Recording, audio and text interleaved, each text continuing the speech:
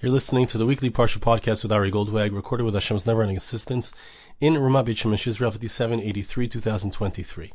This week's Parsha is Parsha Pinchas. As I mentioned last week, Parsha Pinchas is the first Parsha. Chukas is the completion. 16 years, Baruch Hashem, that I've been doing these podcasts. And once a year, I make a pitch. I ask you guys to pitch in. And actually this week I'd like to direct you to arigoldwag.com/new album. I am in the process of creating an a cappella album, songs that sound like voices that are in consonance with the 3 weeks, slow songs that have to do with Churban Beis Hamikdash, the destruction of the temple, hopefully the rebuilding of the temple. And I'd like to encourage you to go there and to help out the crowdfunding, arigoldwag.com/new album. In celebration of 16 years of these podcasts, and in celebration of trying to contribute to Klal Yisrael and to help out the Jewish people in any way that we can. You can take part in that. Join me in inspiring many Jews. Now let's get to the Parsha. So in our Parsha, we have two concepts. There's many concepts, but two concepts that are side by side in the Parsha. And within these two concepts, we have a very powerful and deep, important lesson that we can all take home. The pasuk tells us about the counting of the Jewish people. This counting was important. We always find that Hashem counts the Jewish people. He wants to know how many Jews there are. He wants us to know how many we are, the importance of every individual. And they did this as they were about to enter the land of Israel. Says the verse, there was not a single person, or literally a single man, left from the original counting of Moshe, Aron, when they left Egypt, they were counted. There was not a single man left from that original counting. This is at the end of chapter 26, verses 63, 64, 65. Hashem had told them that they would all die in the wilderness because of the sin that occurred on Tisha B'Av, which is coming up, which was the sin of listening to the spies who had spoken negatively of the land of Israel. Only 2 men were left of all of those men, of all those people. Just Yoshua, who would come in, and Kalev, the 2 spies who spoke positively of the land of Israel. Now, immediately after that, the verse tells us, Vatikravna, it's the beginning of chapter 27, verse 1. Vatikravna ben Tzlafchad, ben Chefer, ben Gilad, ben Machir, ben Menashe, Mishpachos, ben Asher, ben Yosef. Elishmais ben Yosef, Machla, Noya, V'chalgo, Milka, V'tirza. Pasuk tells us about the daughters of Tzlafchad, that they came and they wanted to have a portion of the land of Israel. Their father Tzlafchad had died, and he had only 5 daughters. He had no sons. It tells us who he was. He was Tzlafchad, the son of Chefer, the son of Gilad, the son of Machir, the son of Menashe. 5th generation to Menashe, the son of Yosef HaTzadik. 6th generation from Joseph. And it tells us their names. And they requested of Moshe Rabbeinu that their family shouldn't lose out. Just because they had only daughters, why should their family lose out having a portion for them in the land of Israel? And indeed, Moshe Rabbeinu didn't know the answer to their question immediately. He went to ask Hashem. Hashem responded and said, they are correct. These ladies are correct. They should not lose out. They have a tremendous love for Eretz Yisrael. They have a tremendous love for the land, to live in the land. They want a portion in the land. They should not lose out. So I'd like to learn with you some midrashim here. Some very beautiful midrashim. And what was the, you know me, you know what I like to talk about. This is Eretz Yisrael. Here we are. I want you all I want everyone to be here. I want everyone to be Yerush, the land, to come and inherit this land. It's our land. But what is the deeper understanding of the specialness of these women? What did they understand that, as we'll see, certain others did not understand? Vatikravna ben Tzlafchad. Says the Medrash, these daughters of Tzlafchad came close.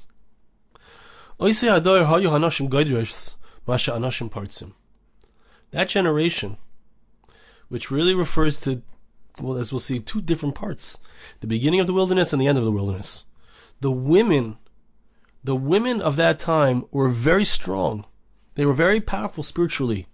They fixed things that men broke. What does it mean?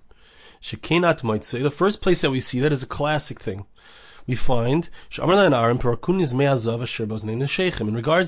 Egel Hazav, the golden calf, the sin of the golden calf, which yesterday was Shavas B'Tammuz, that was the day of the sin of the golden calf. What happened on that day? Aron said to the men, take your wives' earrings, take the gold and bring it to me. The women defied their husbands. They did not agree to give their gold for this idol. It says it in male, the language is that they took off their earrings. The men took off their earrings, not the women. The Avera, the sin, the Pirza that the men did, the women did not allow. They defied the men. They didn't listen. They didn't get involved in this terrible sin. Here's a chiddush. Maybe you've heard this before, maybe you haven't. I don't remember hearing this before. When it came to the sin of the meraglim, when it came to the sin of the spies, right? They spoke negatively of the land, and meaning the spies, and they came and caused the entire congregation to complain. They said, the Jewish people said, we can't go, we can't succeed, we can't conquer the land.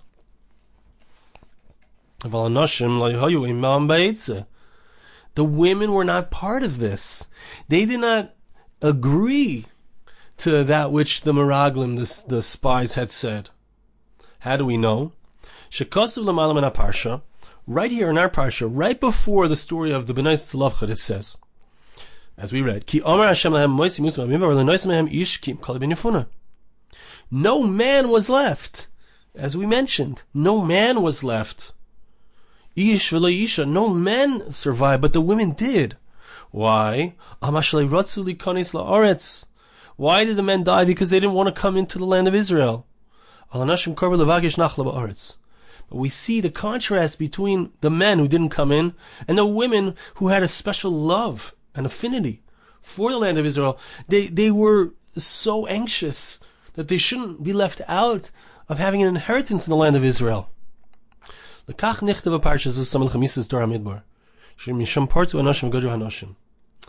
why these two concepts are written right next to each other. The concept of the fact that all of these people died because of the sin of listening to the meraglim, and right next to that it says that the Benos Tzlafchad, the daughters of Tzlafchad, came and requested that they should have their portion. They showed their love for the land of Israel, to show us, to teach us that the women were not part of this mistake, of this terrible sin, of speaking negatively and believing the negative words about the land of Israel. The women didn't take part in that.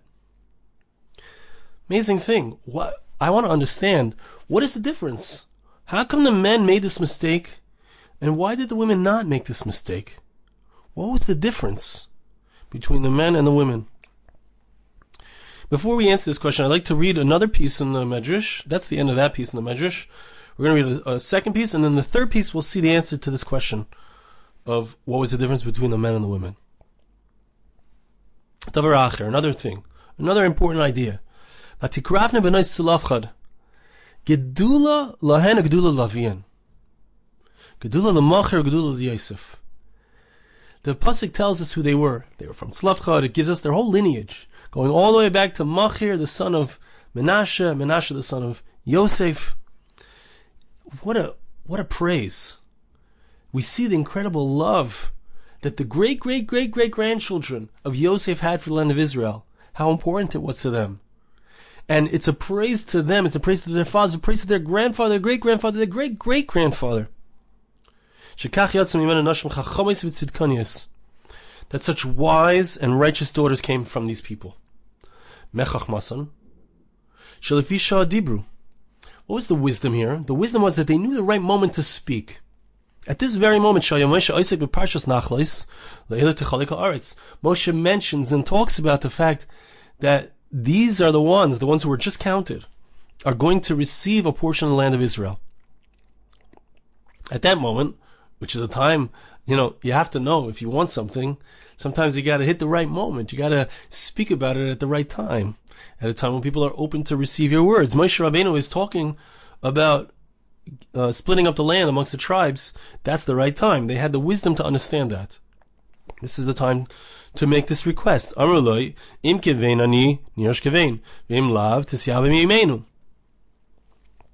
wanted their family to have a portion of the land.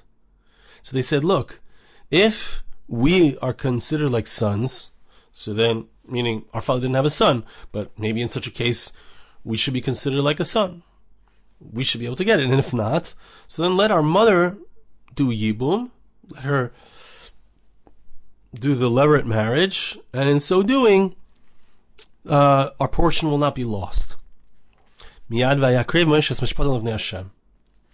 So Moshe immediately brought their question in front of Hashem. It was a wise question. It was an appropriate question at the right moment.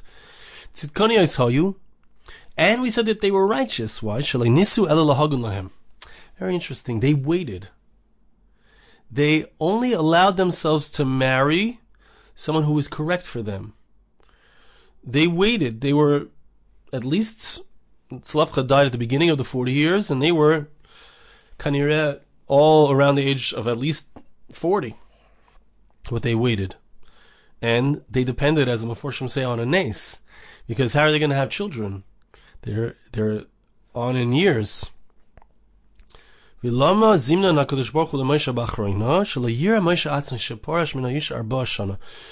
actually, the measure starts to give us a hint to the contrast. As we're going to see, there's a contrast between Moshe Rabbeinu, Moses, and the Bnei Tzlafchad. I mean, if you think about it, Moshe is not able to enter the land of Israel. These women are entering the land of Israel. Moshe was pulled along in the sin of the spies in a certain sense, and as a result of it, he wasn't able to bring the Jewish people into the land of Israel. But these women were going into Israel, and they were going to inherit in the land of Israel. Now, Moshe Rabbeinu, there was a certain thing that he had, a certain good thing that he had done. Look, Moshe Rabbeinu, for 40 years, he was in the Midbar, so he had separated himself from his wife. And the reason was because he had to be ready at any moment for a nevuah, for prophecy to come from Hashem. He was constantly having prophecy, and therefore he wasn't allowed to be with his wife. So he had separated himself al pi hadibur, based on the instruction of Hashem, from his wife. So he might have thought, look, I'm a holy person. I'm a chashuv person.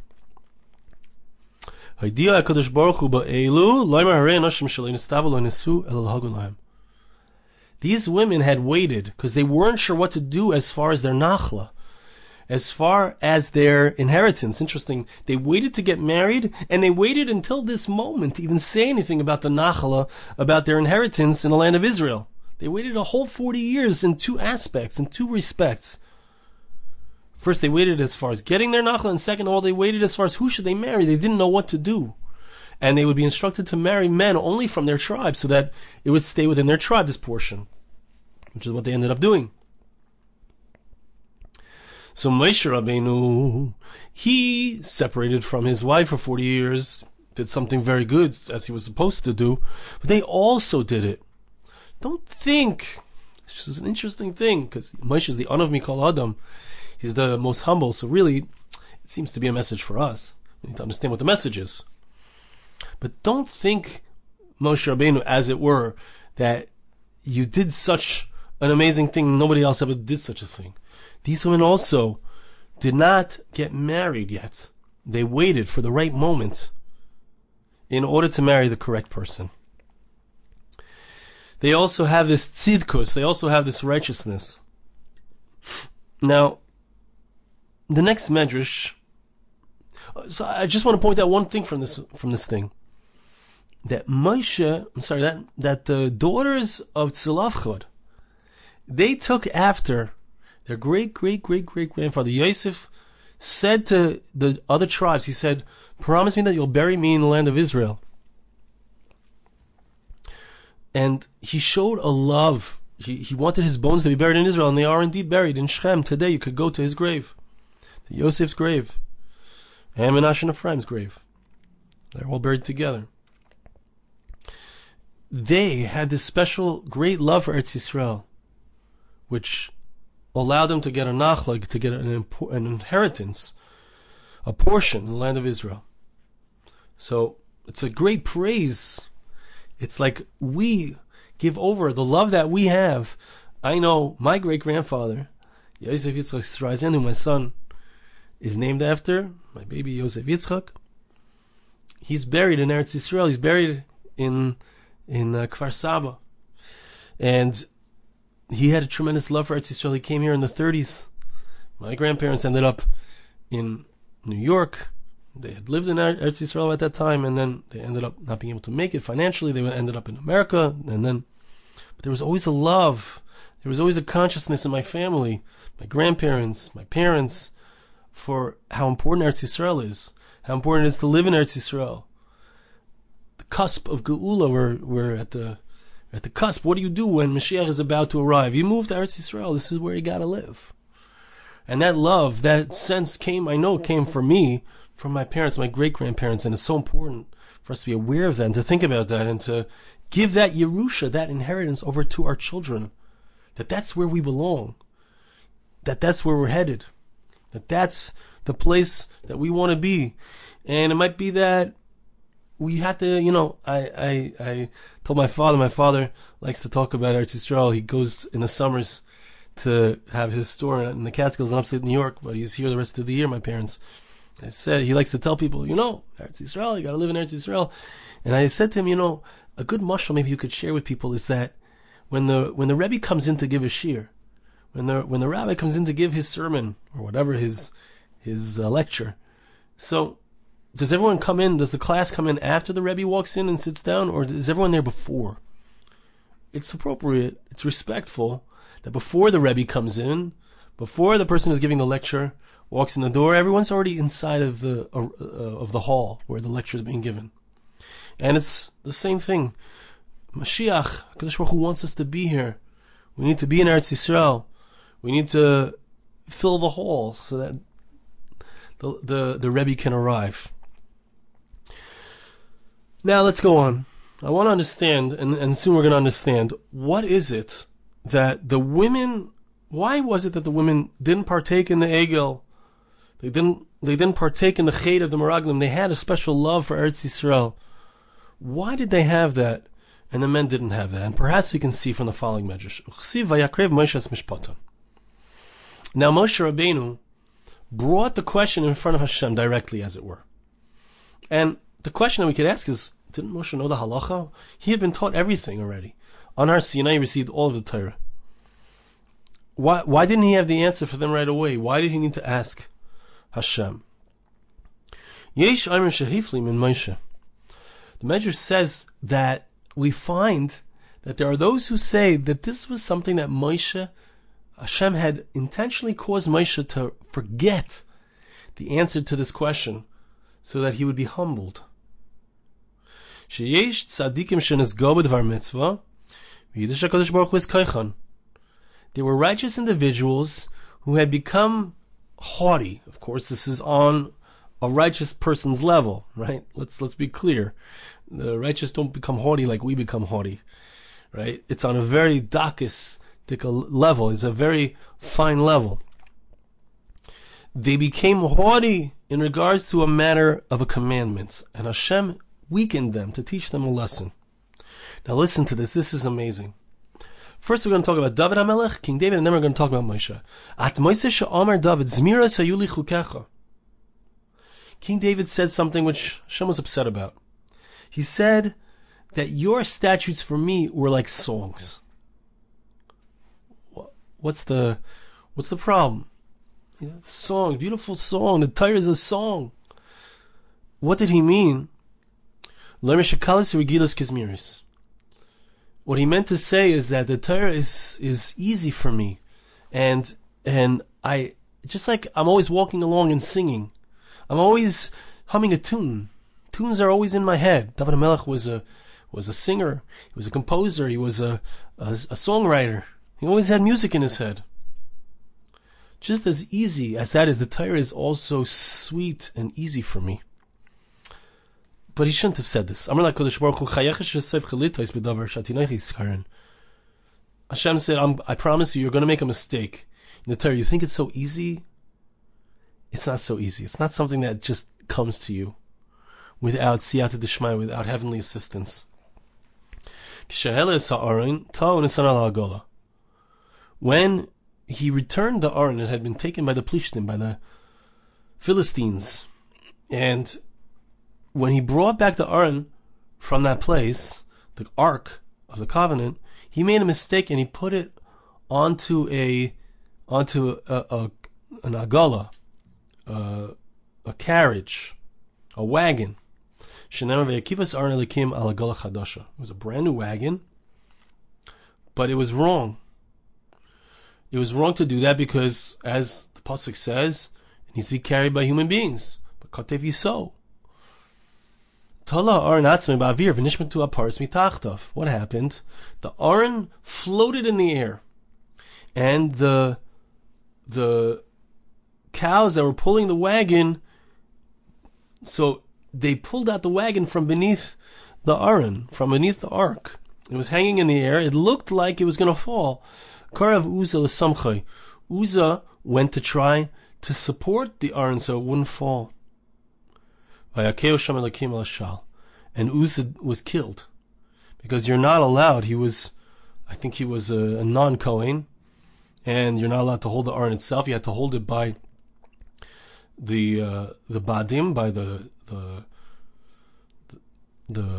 I want to say the sticks or the branches, the poles. That's the word I'm looking for. The poles, they have to be held by the poles. You can't touch the Aron itself directly. When you make a mistake in learning, it causes a terrible it can cause someone's death. David was very upset that Uzzah had been killed.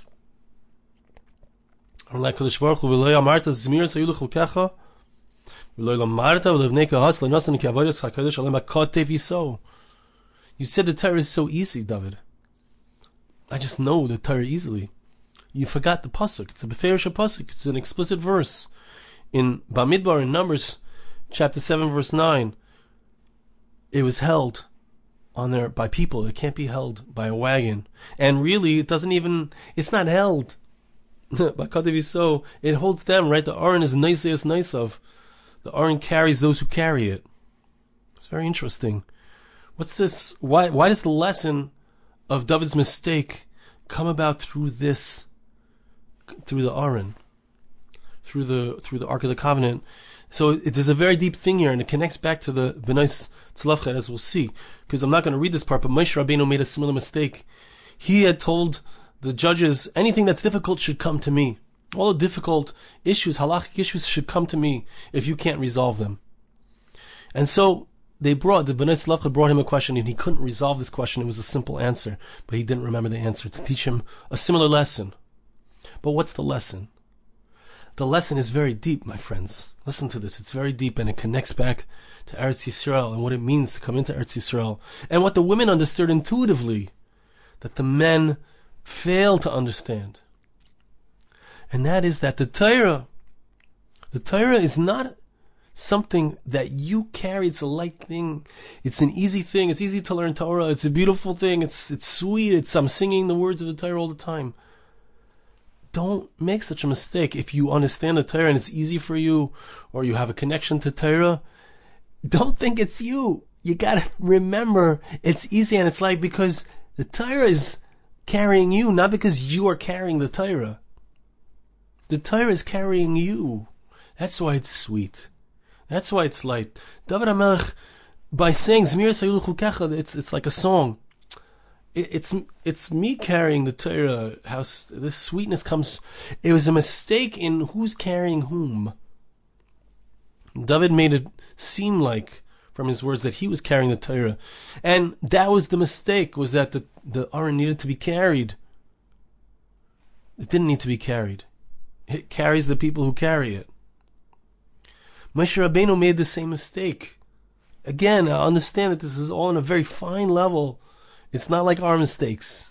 It's not like our guy. It's not like our haughtiness. This is a very, very fine thing. But we have a lesson to learn from it, which is why Chazal are teaching us this. The women understood something that the men didn't understand. The women understood on a very emotional level, on an intuitive level, right? Women have a bina yasir, they have an extra intuition. Why did they make a mistake when it came to the egel? The women didn't get involved in that. What do you mean? Moshe's not here, he didn't come, he's not coming, let's make an idol. The women didn't fall for that line. It didn't feel right. It can't be. Hashem brought us here and then killed our leader. It just can't be. The women on an intuitive level knew the Torah, which is also what had to do with the egel, right? The Torah coming down, Moshe Rabbeinu bringing down the Torah. It's being brought by Hashem. It's being given by Hashem. Let's hold on a second here. We're not getting involved in our own beliefs of how we access the Torah, how we access the relationship with Hashem, who's going to be our new leader, all these things. Hold on, back off.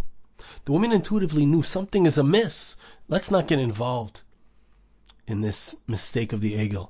And also the Meraglim, the women intuitively knew. What are they talking about? We can't go into Eretz Yisrael. There's not Parnasa there.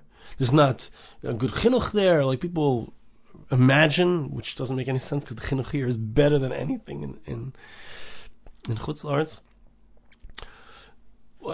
The women don't buy that line. The women don't buy that line. This Meraglim business, it's ridiculous. HaKadosh Baruch Hu, intuitively, they know it's Hashem who's carrying us. It's Hashem who's carrying us. It's Hashem who's carrying us. It's Hashem who's teaching us the Torah. The woman understands something that the man doesn't understand. Moshe Rabbeinu didn't remember this halacha. The women had an intuitive understanding of what it means to inherit the land of Israel. And that it's accessible. And it's possible. Why? Because Hashem said so. Hashem said, come, live in Eretz Yisrael. It's possible. You can do it. You can do it. The Bnei Tzlafchad knew. They knew intuitively. And we all, if we access that intuition, know it intuitively. We need to follow our intuition, just as the women did in those times. So too we need to do that in our times. I want to bless you. I ask you to bless me. Hashem should help us that we should be able to access our intuition, to understand the deep, such a deep idea, to understand it, that Hashem is here with us. Anything that we accomplish is His. Any Torah that we learn is His. Anything that we accomplish if we live in Eretz Yisrael, it's because He is giving us the success. Any parnasa that we have, it's Him. With that understanding, Hashem should help us to be able to take action and do that which we know intuitively is right. Thank you so much for listening. Have a wonderful Shabbos. This podcast was made possible through the gracious donations of listeners like you. For more podcasts like this, please visit www.arigoldwag.com or search on iTunes Ari Goldwag.